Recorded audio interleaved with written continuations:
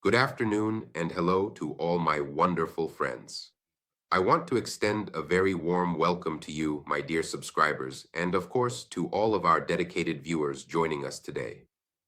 For this session, I have carefully chosen a specific topic that, in my personal opinion, is not just highly relevant in our current times, but is also something that I believe is absolutely vital and essential for all Armenians to consider deeply. This is absolutely vital in the deepest sense because without finding clear answers to the fundamental questions I will be discussing today, it will not just be incredibly difficult for the Armenian people, but they will inevitably find themselves forced to go in circles once again, endlessly searching for viable solutions to finally realize their long-held plans and dreams. But first and foremost, we must recognize that these comprehensive plans are absolutely necessary for our future. I will try to express my subjective point of view as thoroughly as possible today. You can see on the cover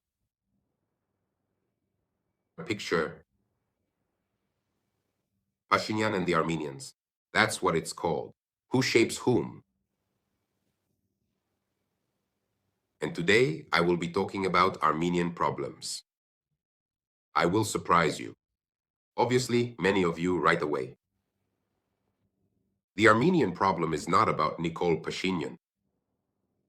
Attempts to link the problems of Armenians to the current prime minister are not just a misconception. This is an attempt to avoid solving any of the problems that globally face ethnic Armenians living around the world. And we will examine whether these problems even exist at all.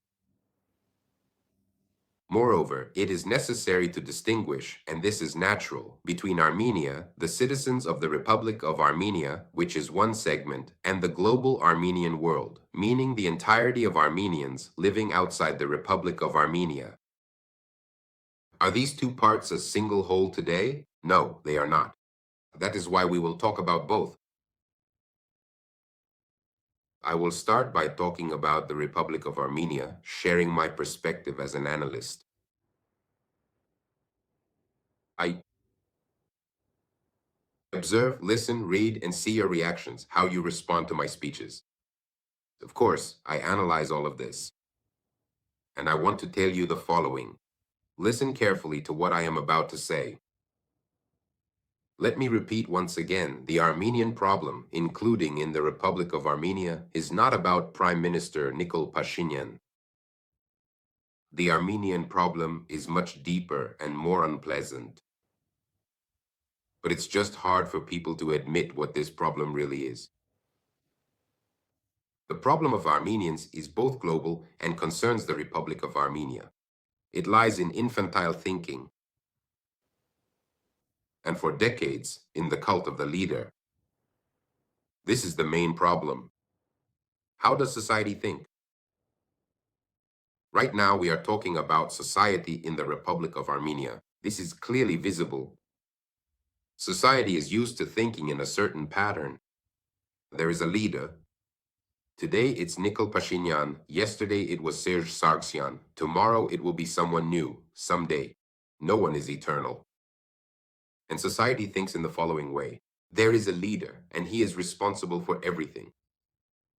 If we lose, the leader is to blame. If we lose something, the leader is to blame. Stagnation, again, it's the leader. This is a very convenient position. The most important thing is that none of the citizens are ever to blame for anything. That is, there is always one person who is to blame, and when another, honest, better person comes, he will immediately change everything. I often get the impression that before Nikol Pashinyan, there was Armenia, from the Mediterranean Sea to the Black Sea, and from the Black Sea to the Caspian Sea. Nikol Pashinyan came, and Armenia became the size of 29,000 square kilometers. But this is not just my impression. This is the picture you see when you visit Armenia and talk to people who are either dissatisfied or satisfied, and also from outside Armenia.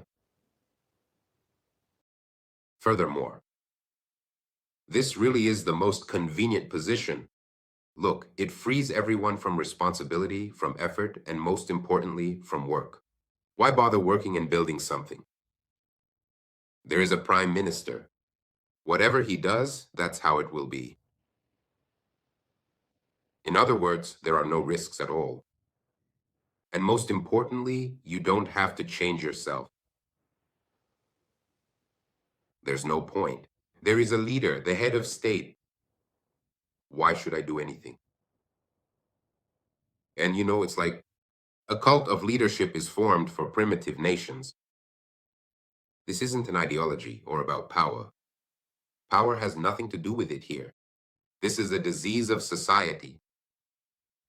Until society, its members, realize that they are sick, and until they realize it, they won't start to heal. Society doesn't want any institutions. Society doesn't want rules. Society doesn't want long, hard work. Society just wants to live. And do you know what society wants? Society wants, in quotes, the right person who will come and solve everything. That's childish logic. That's not how a state is built.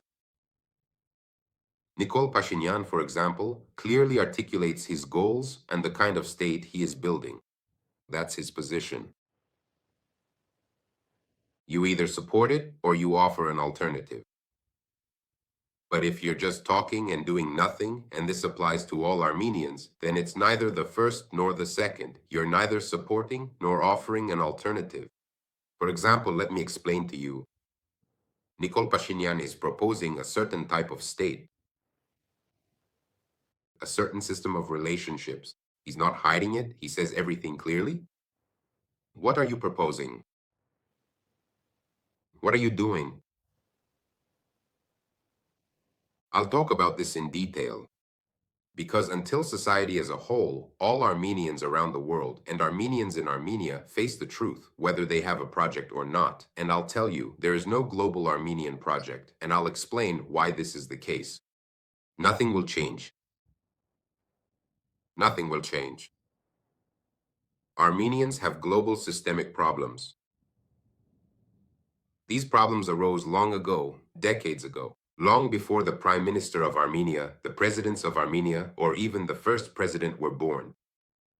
And Armenians didn't solve these problems before their birth, and they're not planning to solve them now, today.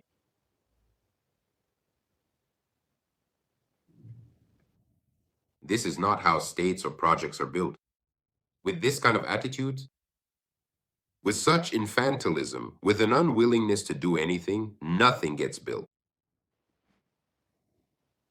Members of the diaspora community, when they actually do something, frequently seem to enjoy trying to teach, to point fingers and accuse others, and to moralize. This is especially true of economic migrants. Because you can't confuse the diaspora with economic migration from the former Soviet Union. These are completely different things.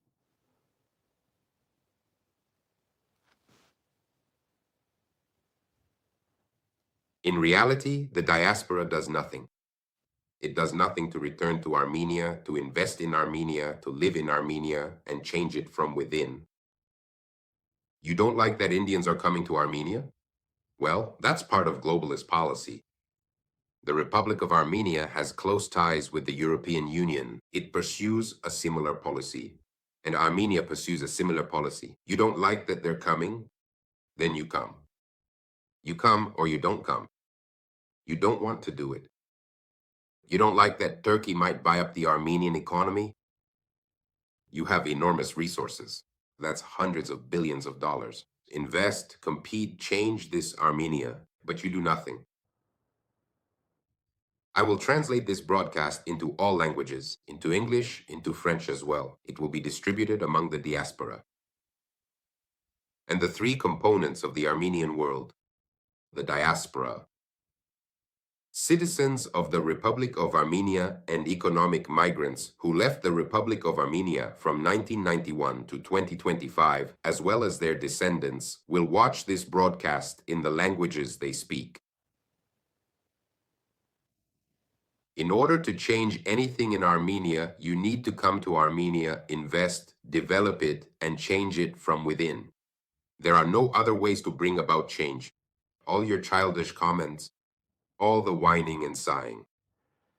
Nicole Pashinyan is good, Nicole Pashinyan is bad. You know, it's like if I went in front of the Microsoft office and started speaking into a microphone.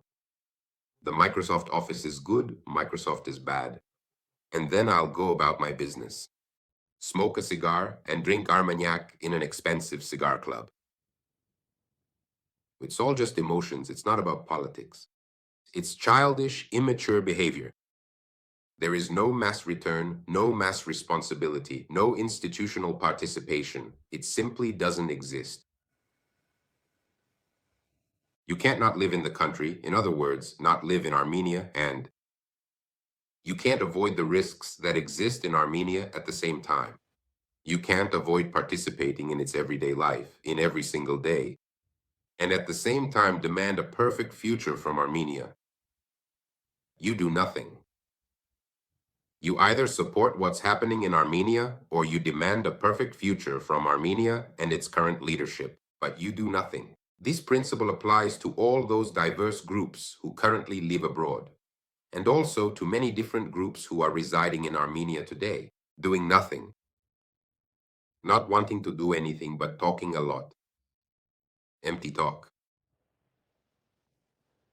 Armenia, listen to my words, will not change just because the Prime Minister's last name changes. In the 2021 elections, you chose Nicole Pashinyan. Then you'll choose Petik Petikyan, Hrachik Sayadyan, Romik Babayan. I don't know who else you'll choose, and nothing will change. Because you associate changes in Armenia and globally in the Armenian world with last names, but not with your own work. You don't want to work, you don't want to do anything. You want to chat, write comments, criticize, and suggest empty ideas that have nothing to do with reality. And this becomes very obvious against the backdrop of my broadcasts and the reactions of many people where I talk about the fact that Armenia has a narrow window of opportunity.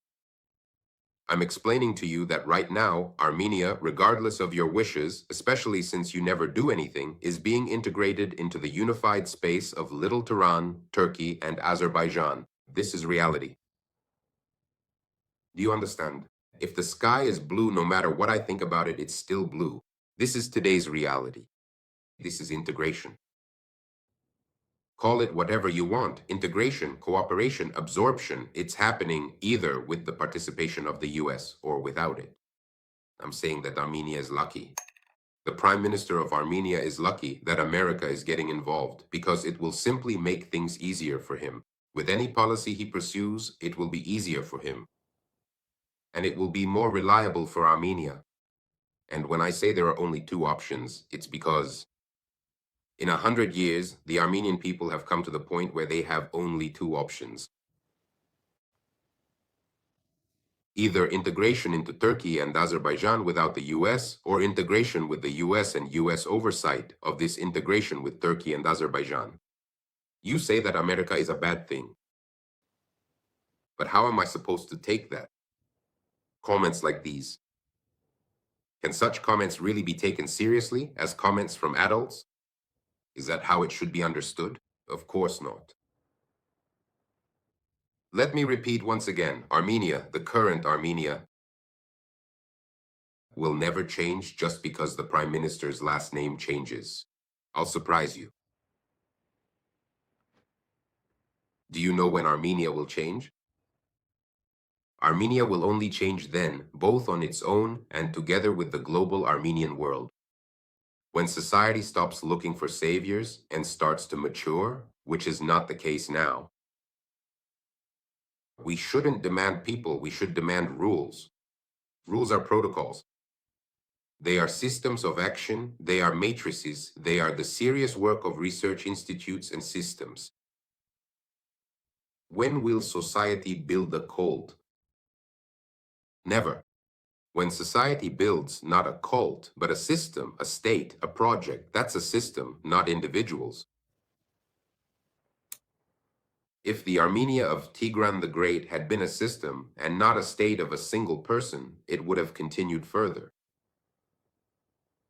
But this great man simply didn't have time to build a system. He simply didn't have enough time, but he built a state of personality 2,000 years ago. And thanks to this, there is at least some Armenia today. Whatever it is, and thank God for it. And even what exists today might not have existed. I address Armenians and say, in order to change something in your life, wherever you live, even if you live in Suriname, if you are Armenian and want to change something in your life, do you know what you need to do? You need to take responsibility. Don't shift it onto the fact that Armenians aren't helping you or that the president of Suriname isn't friends with you. And for example, you live in Suriname and you think about Armenia. Before you say what's happening in Armenia or what needs to be done, and you know, I'm telling you this as someone who has done a lot, not because you can make money from it. I have never made money from anything related to Armenians. I've done a ton of projects and you can actually see them. Many of them are tangible. With Armenians, in the way I've done things, it's simply impossible to make money. You only lose. There's no profit in it. There's just no project, no profit. You can't monetize it. You can either do it or not do it. And if you do it, it's out of a sense of duty. Until society, until Armenians as a whole grow up, start learning, maturing, returning to Armenian values, returning to God, nothing will change. Any leader in any Armenian organization, church, or state will be a reflection of society. You know, I'm just amazed that you don't understand that everything happening to you is a reflection of who you are today. The mirror is there so you can look at yourself. It's not your enemy. Do you know who your enemy is? It's the refusal to look honestly into that mirror. That is your real enemy. That's why I'm telling you something very unpleasant for you. But maybe you'll hear me out. The problem of Armenia is not Nicole Pashinyan. The problem of Armenia lies in how Armenian society understands politics, responsibility, and power itself. Nicole Pashinyan pursues his own policy, and he doesn't hide it. Did you vote for him? The Prime Minister is implementing his policy backed by most citizens. Has Pashinyan ever hidden his views? Did he do it secretly? No, he says everything openly. He openly presents his position, he openly presents his worldview. He has spoken about them publicly, consistently, long before coming to power. So there is no conspiracy here, no secret plans, everything is obvious. And for you, it's always, what if it turned out otherwise? No, nothing turned out otherwise. Everything was said out loud. That's what I want to tell you. Because Armenian society, it doesn't want to analyze anyone. It didn't want to analyze Leon Terpetrusian, Robert Kocharian, Sergei Sargsyan. He doesn't want to analyze Nikol Pashinyan either. It chooses, it agrees, even if, as in the case of previous presidents, the elections were unfair or dishonest, as they say, a large number. And after that, he immediately begins to criticize. This is political infantilism. This is a childish attitude. As I said, Armenian society lives according to the logic of leader worship, in the logic that the right person will come and solve everything. I'll repeat myself once again. Lost. The leader is to blame. Lost. The leader is to blame. Even when they win, the leader is to blame. They couldn't build a national state institution, and the leader is to blame. A completely passive position, irresponsibility. Society is never to blame. Society is just made up of perfect people. You know, Armenians from the time of Tigran the Great were an elite. They were educated. These are the people who created international trade in today's Armenia from Amsterdam to Beijing. These are the people who built all the wonderful things that today's Armenians have. And then someone comes along, appoints himself, and that's how it turns out. And such a wonderful people end up losing and find themselves in a terrible and difficult situation. Well, it's just ridiculous. I'm telling you again, that's not how countries are built. Mature societies build states, not societies that are looking for a savior of the masses. You can't save the masses. You can save a talented people who strive for something. When you compare those who have a sense of community with what existed before, and for me, it's very difficult to find a connection between a significant number of Armenians and those outstanding manifestations of the Armenian world that existed before 2015. If it's even possible to find anything at all. That's why when society is sick, it's a problem, not Nikol Pashinyan's problem. It's a problem of a society that doesn't want to do anything. It's easy for society to just sit and criticize, not to think. Criticize and change nothing. I will also talk about the diaspora, which also does nothing, has no participation in Armenian problems. Zero. The desire to change something in general, with problems and risks, you need to live. I have already told you that nothing will change in this and that no Armenia of the future will be possible without a high-quality, correct attitude. We need rules, we need institutions, not emotions. Your emotions are of no use to anyone. You can't sell them to anyone. Are you all just waiting for saviors instead of taking responsibility yourselves?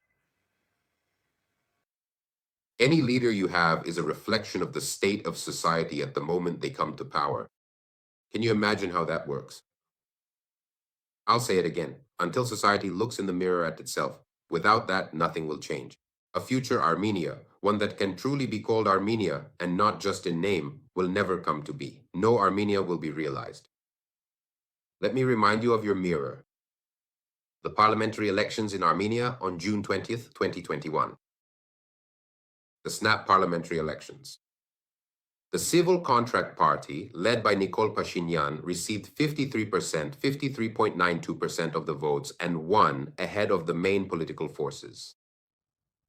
Who voted for them? Did the Chinese come and vote? What you're saying, that everything is so bad, well, excuse me, you're choosing a certain position. The person openly presented his position. He presented his program, you voted in the elections. Next, the Armenia Alliance with Robert Kocharian, 21.04%. So who voted for Robert Kocharian? Who voted for the region to be part of Russia? Was it Papuans or Native Americans who came? Aymara from Bolivia? No, that's your position. I don't know what the I have the honor block represents. 5.23%. That's also something about the region being part of Russia. The turnout was 49.4%. That's your mirror. Friends, think about it. And as for those who think that way, I'm not talking about patriots. I'm not talking about decent and honorable people. And you know that this vote was conducted legally, a vote that was held democratically, and it was recognized by the world. It gave the Prime Minister of Armenia the opportunity to form a government, to continue leading the country. Do you know why? Because the majority of citizens of the Republic of Armenia voted for his parties. Can you imagine? Why is this important? Why am I talking about all this? I want you to realize this. I'm addressing first and foremost my audience, my subscribers. I understand that a very significant part of my audience. Basically, if you look at the views on my channel, 20% of the views are from the Republic of Armenia. The channel is very large. Every fifth viewer who watches me is from the Republic of Armenia, which is a lot. And I assume that another fifth is the Armenian diaspora. So in many ways, you could say that the channel has a very, well, first of all, my channel is one of the largest Armenian channels that speaks Russian, but of course there is content in other languages as well. But this is a very large segment of Armenians around the world, my friends. I fully understand that. That's why I know that this broadcast will be watched. 43 million views in 3 years. That's a lot. 43 million, you have to understand. I am aware of that. I want to tell you why this is important for my audience, for those who listen to me. This is not a coincidence. This is in response to your comments. Armenians, if we talk about the Republic of Armenia, how should I, as an analyst, approach this? I'll tell you how I see it. Armenians gave more than half of the valid votes to the party led by a leader whose views and promises were made clear even before the vote. If the majority of Armenian citizens see the country's development this way, what can be done about it?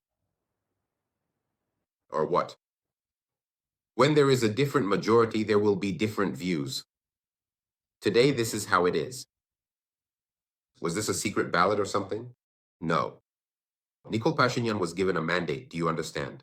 No matter how someone feels about Nikol Pashinyan, whether it's someone living in Beirut or me, for example, or anyone else, these are your actions. We in the diaspora cannot influence any voting. I'll tell you what we can influence and what we also aren't doing. Do you know that competent international observers recognize these elections as generally fair and competitive? Think about that. The choice was made in the midst of a political crisis. That is, these elections, they were scheduled in advance precisely as a response to public pressure after the war.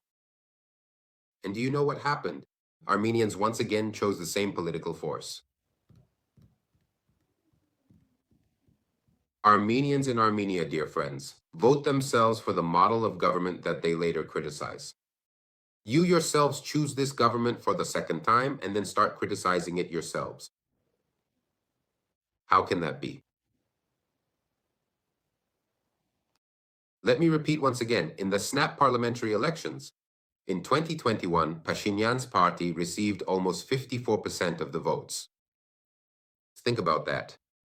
Having secured a parliamentary majority and a mandate to continue leading the country, they are governing. So there was no secret conspiracy, friends. You are playing at infantilism. I will continue further. I will continue further. Again, so that you look in the mirror. Why didn't the pro-Western and national parties make it into parliament? You know, the problem is not with the cancellation of resources or with Nikol Pashinyan. Do you know why they didn't get into parliament? The fundamental issue at hand is the significant absence of genuine public demand for what these political parties even officially and formally declare in their own platforms. There is simply no such public demand in today's Armenia, and this is reflected in everything. Any pro-Western sentiment in Armenia is just rhetoric, not a project. As long as there is no project, nothing works out. Why do I keep telling you how important it is to have projects? So-called or truly such ones? Wonderful pro-Western parties. In Armenia, they did not offer any clear model. They were unable to offer this model to the West. They did not show how this transition to the West happens, which West we should understand, and what the West is like now. You know that today the West has two versions. One is the Donald Trump version, the other is the version of the globalist global system. At the moment, both versions are working with Nikol Pashinyan. And you know, they won't work with anyone else, not because they don't want to. There are no other projects that have been formed. There is no project. If Tigran the Great were alive, they would talk to him. He doesn't exist. That's why the pro-Western parties in Armenia haven't offered a clear model of what the transition to the West would look like, at what cost it would happen, or in what time frame. What security risks would there be? And most importantly, what should Armenia do in the region where it is located, not just in slogans? Pro-Western parties in Armenia? Real or conditional? They spoke in words. Beautiful words, different words. But they didn't think in terms of states. and society votes the way it votes. The problem is that all over the world, Armenian national parties, Dashnaktsutyun, Ramgavar, Hunchak, and other movements that are trying to form outside of Armenia, and accordingly in Armenia, they are stuck in the past. The same faces, the same rhetoric, the same myths, the inability to speak the language of the 21st century.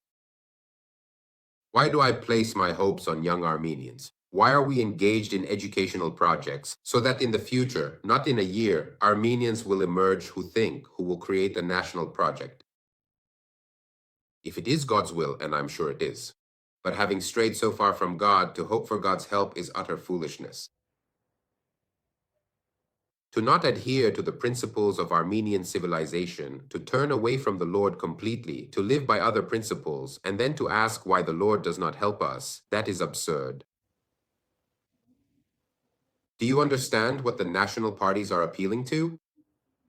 They are appealing to our pain, but they offer no future whatsoever. I will talk about this as well.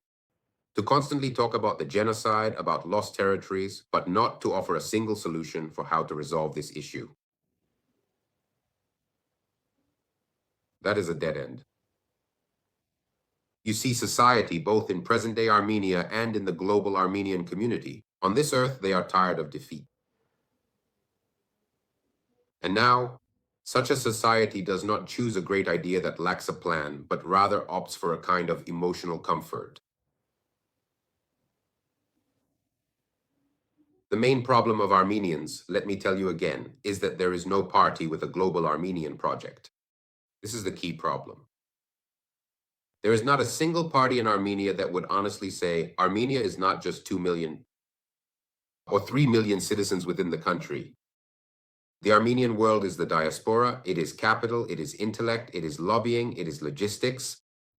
The state should be the center for uniting the Armenian world, not a closed-off ghetto. That in Armenia there is such a force, such a party, that says this at an adult level, where there are leaders whom the nation is capable of accepting as national leaders by all criteria. But if it does exist, I might simply not see it. But I haven't seen it, because in reality, it doesn't exist. It's very important. No, there is no such force in Armenia, no such force in the Armenian world that says the Armenian world, let me repeat again, is a united nation, its capital, its intellect, its lobbying, its logistics. The state should be the center for uniting the Armenian world. There are no such forces. No one has proposed a model for the return of the diaspora. No one has proposed a model of dual citizenship as a political tool. No one has proposed a model for global Armenian lobbying. No one has proposed a model for the Armenian economy outside of territorial complexes. Today, Armenia has the territory that it has. It is necessary to work precisely within the framework of this territory. And within this territory, it is necessary to build a quality project. What was before is gone. And there is never going to be anything more if we don't put in the work. Society does not vote for ideas. Society votes for a psychological state. Do you know how Armenian society votes? For example, I spoke with my colleagues. I'll tell you the opinion of many of my American colleagues about Armenian society. That is, Armenian society does not vote strategically. Moreover, no one is offering any strategies except for what Nikol Pashinyan proposes. There is another global strategy in parliament, to become a Russian region completely. Armenian society votes psychologically. Do you know what Armenian society votes for? For things not to get worse. For things to stay as they are. For anything as long as there is no war. And for anything as long as it's not the old ones. There you have the whole of Armenian society. What do you expect? This is the foundation of all of this. Infantilism. But this is the reality. This is the truth. This voting, this is the truth. This is the reality that must be acknowledged. That's why I'm telling you, friends, that pro-Western parties in Armenia have not succeeded and are not succeeding because they are not statesmen. National parties didn't succeed because they remained in the past. Parties with a global Armenian project simply do not exist. They don't exist. Is it Nikol Pashinyan's fault that there is no such party? These parties should have been formed in 1930, in 1940, in 1950 at the very least.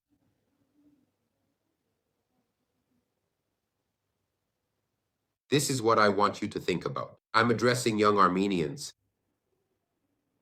Move away from this nonsense, this empty chatter. This one's good, that one's bad. All that's left of Armenia is a handful of land. The main thing is to preserve this handful, and then two paths emerge. Either Armenians around the world change the fate of this handful, or it continues to exist as it does, however it may turn out. This is what needs to be understood. This is a grown-up approach.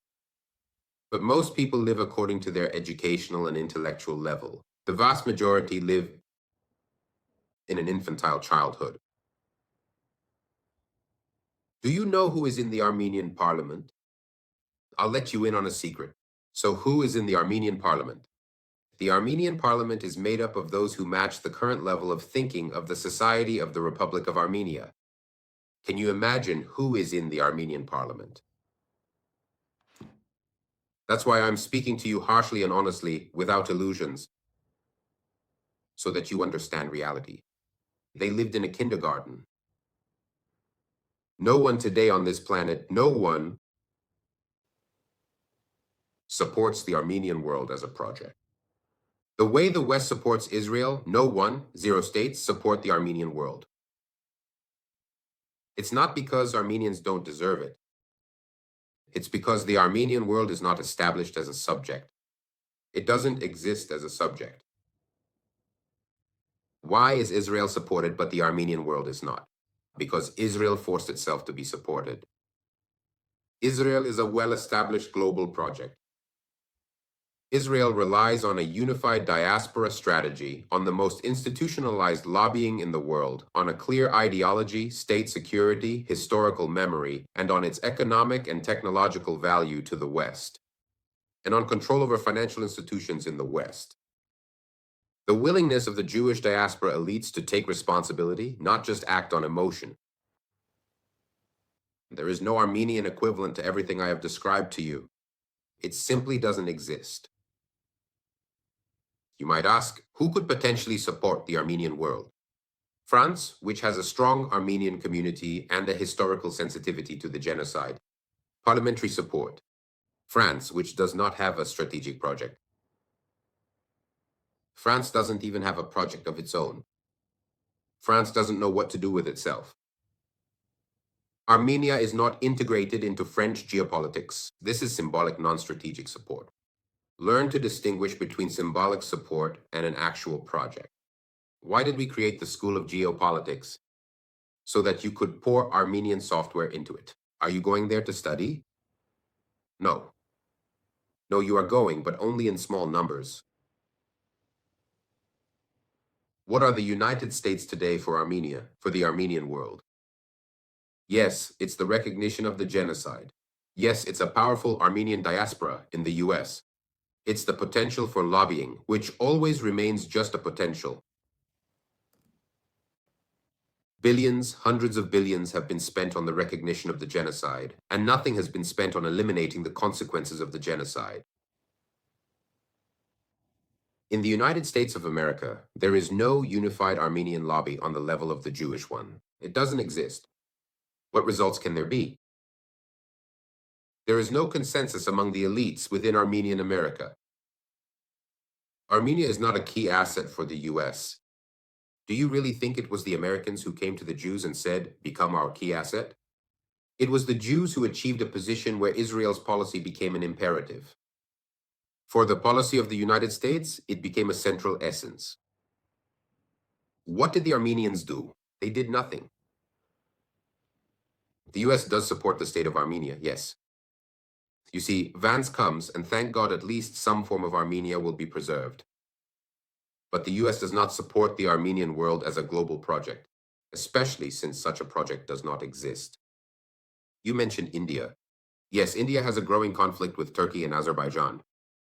They do. India has military technical cooperation with Armenia. India has an interest in the South Caucasus. But India is purely pragmatic. India has no ideological solidarity with the Armenians. The Armenian diaspora is not integrated into Indian politics. India is a tactical partner. India is not a civilizational ally of Armenia. So who is? Who is the civilizational ally of an ideal good Armenia? I'll tell you, it's Greece and Cyprus, because they share a common historical experience, a millennium together, a common root and cultural closeness. But Greece and Cyprus have very little global weight. Greece and Cyprus don't have the resources to push forward the Armenian project. You see, these are allies in memory, not allies in strength. That's what you need to understand.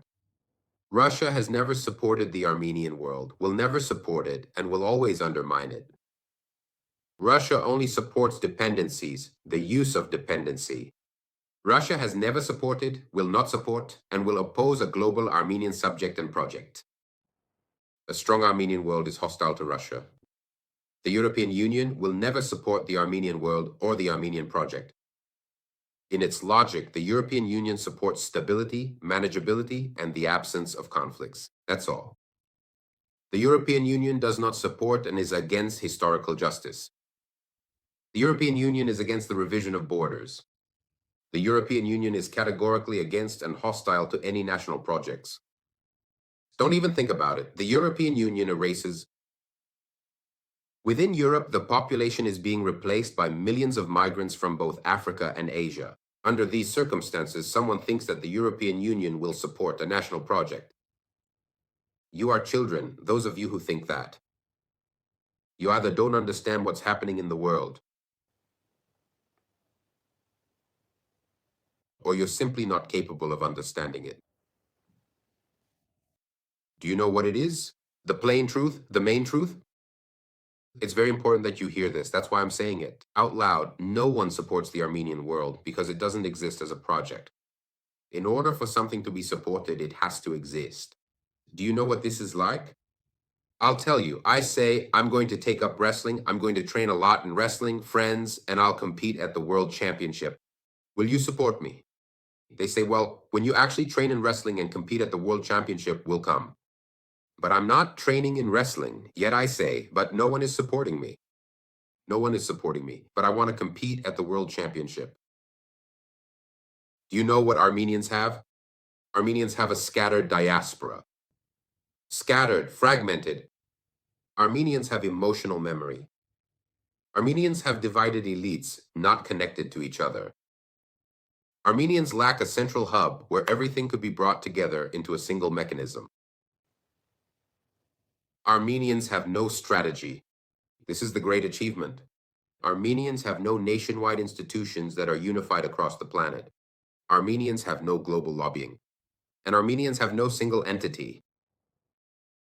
That's why things are the way they are today. Israel is not supported because it is a victim. It's because it made itself be supported. It is supported because it is a project. The Armenian world is all emotion, without any structure. Emotion, emotion, and more emotion.